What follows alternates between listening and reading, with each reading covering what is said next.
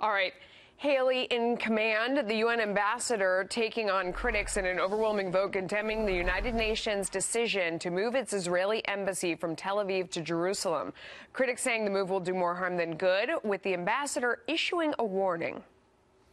It serves the Israeli government in implementing its colonial plans. Such steps undermine prospects for a just and lasting peace in the Middle East.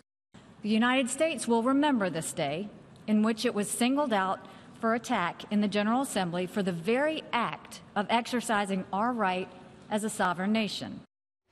Here now is Rebeccah Heinrichs, Hudson Institute Senior Fellow.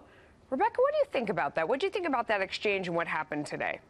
No, I actually think that I am incredibly encouraged, and many Americans should be encouraged, that we have an American representative at the UN representing American interests. You know, leadership is not trying to figure out what the progressive Europeans want us to do. Leadership is doing the right thing and then having others come along with you whenever they, do what's right. And that's exactly what happened today. So very good day for President Trump. I think, he did the right thing. He responded, implemented what the American people wanted him to do. There was a law passed in 1995 that said that we recognize Jerusalem as the capital of Israel. So very good day, I think.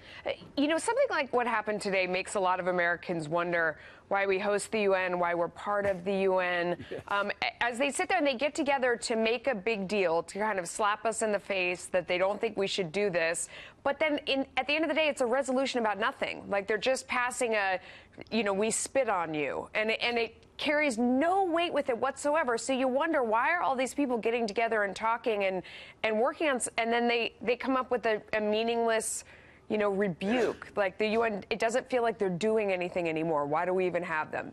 Well, the UN can be a tool, and that's just it. It's a tool. The UN is not the leader of the world. The United States is the leader of the free world. And so we can use it to further U.S. interests when it serves our interests, and when it doesn't, it doesn't. I do think it makes sense to reconsider. The United States is still the leading contributor to the UN. And so maybe it is time to look at that and reconsider who we're donating money to, who we're giving money to, rather, and who's asking for our money. I do think it's important to recognize the countries that did abstain from voting or voted against the resolution. Poland, the Czech Republic, Romania, Canada, Australia. These are countries that are demonstrating that they are true allies to the United States, and it took some boldness to do that. And I think it's wise for Nikki Haley and President Trump to support the idea of taking names of those who didn't. Yeah.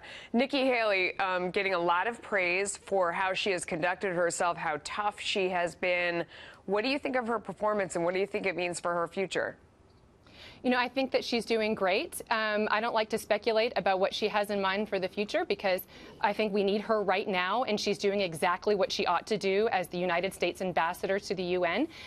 It's great to have, again, a face of the United States that, once again, is doing what's right for the United States and for our allies. Yeah. Israel has been a great ally to the United States. It doesn't deserve the abuse that it often gets from the UN, and it's great to see an American standing up for Israel and standing up for what is actually right and good.